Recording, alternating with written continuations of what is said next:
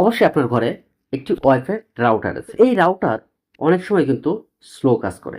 আপনার রাউটার ভালো আছে, তারপরেও কিন্তু আপনার রাউটার স্লো কাজ করে। তো কিছু, কিছু কারণে আপনার রাউটার কিন্তু স্লো কাজ করে, যেগুলো আপনি নিজে কিন্তু সমাধান করতে পারেন। আমরা দীর্ঘদিন যাবৎ রাউটার ব্যবহার করি, কিন্তু সেই রাউটারটাকে আমরা কিন্তু রিস্টার্ট দেই না।